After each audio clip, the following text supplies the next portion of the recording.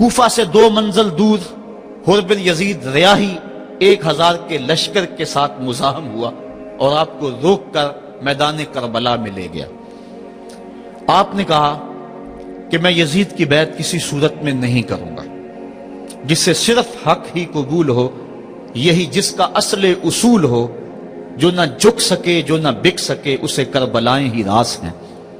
حضرت امام حسین امام حمام کربلا کے تپتے ہوئے ریگزار کے اندر 2 محرم کو پہنچے اور 9 محرم تک آپ مختلف انداز سے مفاہمت کی بات اس انداز سے کرتے رہے کہ میں بیعت نہیں کروں گا لیکن کچھ تو خون سے بھی بچنا چاہتا ہوں، لیکن ان کا ایک ہی مطالبہ تھا کہ ہر صورت میں بیعت کرنا ہوگی، اس کے علاوہ کوئی صورت نہیں ہے۔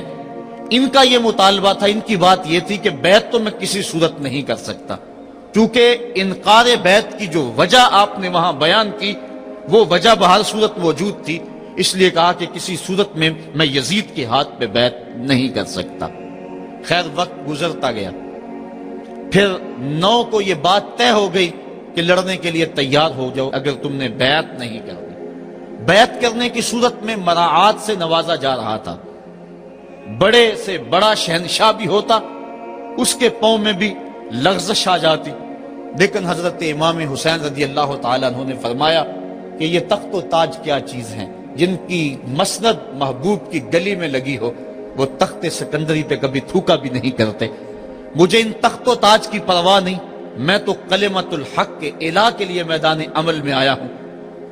آپ نے مقام بیضا پہ خطبہ دیتے ہوئے کہا تھا کہ لوگوں میں جانتا ہوں کہ میرے ساتھ کیا ہونے والا ہے، لیکن اس کے باوجود میں میدان میں اس لیے جا رہا ہوں وَلَكُمْ فِيَّ أُسْوَةٌ کہ میری زندگی تمہارے لیے ایک نمونہ بن جائے۔ آپ نے اپنی زندگی کو قیامت تک آنے والی نسلوں کے لیے ایک نمونہ قرار دیا، اور میں نے پچھلے اجتماع کے موقع پہ کہا تھا، جو احباب پچھلے اجتماع پہ موجود تھے انہیں وہ جملے یاد ہوں گے کہ قیامت تک جبر کے خلاف جتنی بھی تحریکیں اٹھیں گی سب کا قائد حسین ابن علی ہوگا۔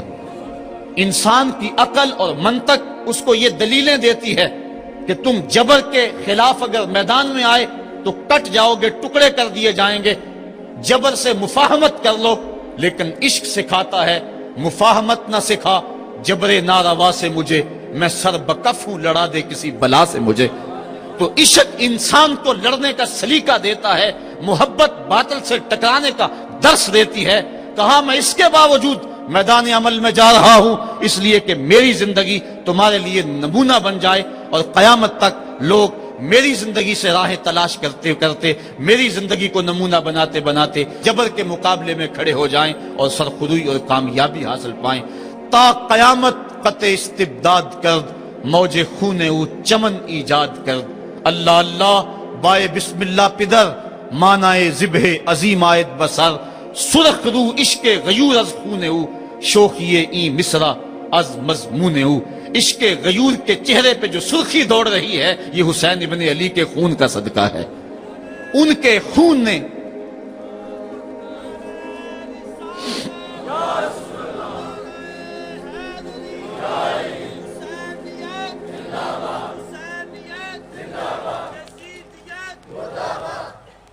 آپ نے 9 کی شب کو چراغ بجھا دیے، کہا یہ میری جان کے دشمن ہیں، تم اگر جانا چاہو تو جا سکتے ہو، میرے بعد تمہیں کوئی نہیں پوچھے گا۔ لیکن جانثاروں نے کہا یہ کیسے ہو سکتا ہے کہ آپ کا ساتھ چھوڑ کے چلے جائیں۔ پھر عاشورے کی وہ رات جو درد و اندوہ سے بری ہوئی رات تھی، ساری رات عبادت میں گزاری۔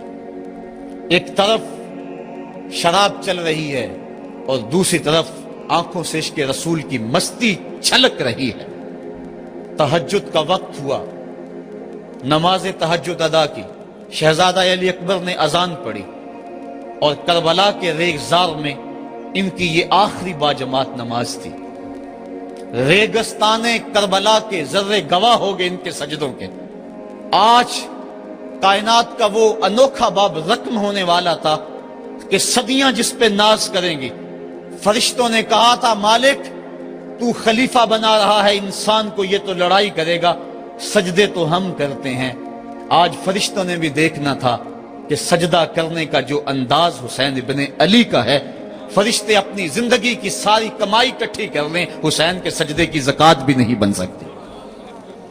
جب جبر کی تیغیں چمکنے لگیں اور ایک ایک کر کے آوان و انصار جام شہادت نوش کرنے لگے، کبھی واہب شہید ہو رہے ہیں، کبھی زہر شہید ہو رہے ہیں، کبھی اون و محمد کے لاشیں گر رہے ہیں، کبھی قاسم کی جوانی لٹ رہی ہے، کبھی جواں اکبر کی آواز کربلا کے ریک زاروں میں گونجتی ہے، یا ابا ہو ادرکنی، میرے باپ مجھے پکڑیے۔ تو حضرت امام حمام دوڑ کے جاتے ہیں اور اپنے جواں بیٹے کی لاش کو کندھوں پہ اٹھا کے خیموں تک پہنچا کے ہاتھ فضا میں بلند کرتے ہوئے عرض کرتے ہیں، ربنا تقبل منا ھذا القربان، مالک حسین کی یہ قربانی بھی قبول کر لے۔ معصوم علی اصغر کو ہاتھوں میں لے کر جب سوئے فرات بڑھے اور 2 شاخہ تیر ان کے حلق میں پیوست ہوا، چلو میں خون لے کر آسمان کی طرف اچھال کے کہتے تھے، مالک میری یہ کمائی تھی، یہ بھی تیرے راہ میں قربان کرتا ہوں، حسین کی یہ ننھی قربانی بھی قبول کر لے۔ اب آیان و انصار اور اہل بیت کی ایک ایک کلی کربلا کے اندر کٹ گئی، فاطمہ کا سارا چمن اجڑ گیا، مصطفیٰ کی آل میدان کربلا کے اندر کٹ گئی۔ اب امام حمام ہاتھ میں تلوار لیے میدان عمل میں آئے اور آپ نے جو آخری خطبہ دیا تاریخ کے اوراق میں موجود ہے، لوگوں میرا حسب و نسب پہچانو، میں کون ہوں، میں کون ہوں، مجھے پہچانو، جلدی نہ کرو، ناحق خون اپنے ذمے نہ لو، میں وہ ہوں جو رسول کریم کے کاندھوں پہ کھیلتا رہا ہوں اور مجھے حضور نے لوریاں دے دے کے پالا ہے، میں حضور کی زبان چوسا کرتا ہوں۔ اس وقت دنیا پر کسی نبی کی بیٹی کا بیٹا موجود نہیں، میرا حق پہنچانو۔ لیکن اشقیاء کے آنکھوں کے آگے اندھیرا تھا۔ عمر بن سعد جو رے کی حکومت کے لالچ میں سب کچھ کرنے کے لیے تیار تھا، وہ حضرت سعد بن ابی وقاص کا بیٹا ہے، اور یہ وہ صحابی ہے جن کے لیے حضور کہتے تھے فدا کا امی و ابی، اے سعد میرے ماں باپ تیرے اوپر قربان ہوں۔ غزوہ احد کے موقع پہ حضور ان کے لیے کہہ رہے ہیں، لیکن آج وہی میدان میں نکلا ہوا ہے۔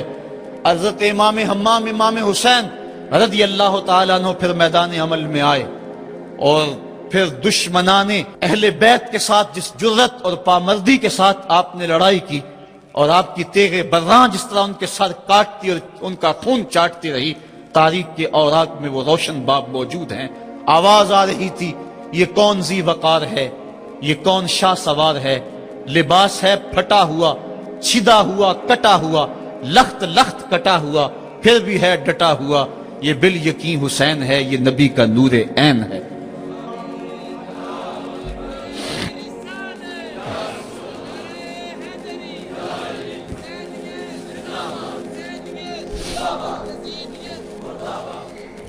حضرت امام حسین حضرت امام حمام رضی اللہ تعالی عنہ میدان کربلا کے اندر جبر کی تیغوں کے مقابلے میں کھڑے ہیں۔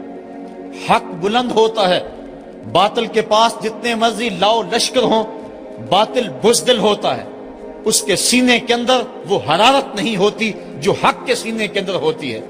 ذرا غور تو کرو، 22,000 کا لشکر جرار ان کے مقابلے میں، جو محتاط روایات کے مطابق، ورنہ 82 کی روایت بھی کتب تواریخ میں موجود ہے، بلا 72 افراد جو 3 دن سے بھوکے بھی اور پیاسے بھی ہیں، ان کے لیے 22,000 کا لشکر کیا معنی رکھتا ہے۔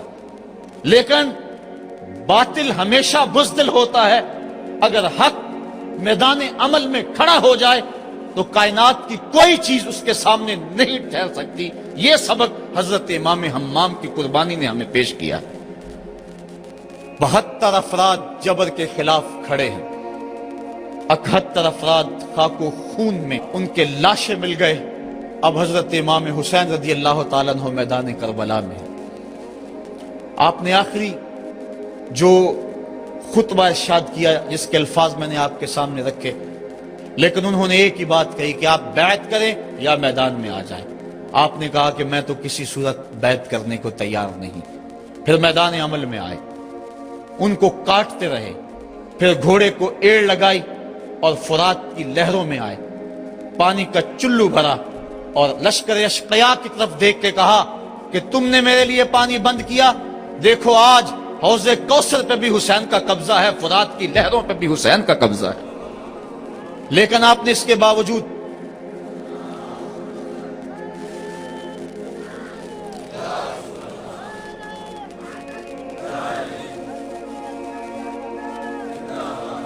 حضرت امام حمام، حضرت امام حسین رضی اللہ تعالیٰ عنہ نے پانی پیا نہیں۔ ان کو سکینہ کی پیاس یاد آ گئی ہوگی، جس طرح حضرت علی اصغر پیاس سے شہید ہوئے، وہ منظر یاد آ گیا ہوگا۔ اور دوسری بات یہ تھی، یہ امتحان تھا، اس لیے حضرت امام حمام نے پانی نہیں پیا، لیکن ان کو بتلانا مقصود تھا کہ اگر میں چاہوں تو یہ پانی پہ قبضہ کر سکتا ہوں، اور پھر یہ ساقی حوض کوثر کے نواسے ہیں، اگر یہ اشارہ کرتے تو کوثر کی نہریں چھلک کے کربلا کے میدان میں آ جاتی۔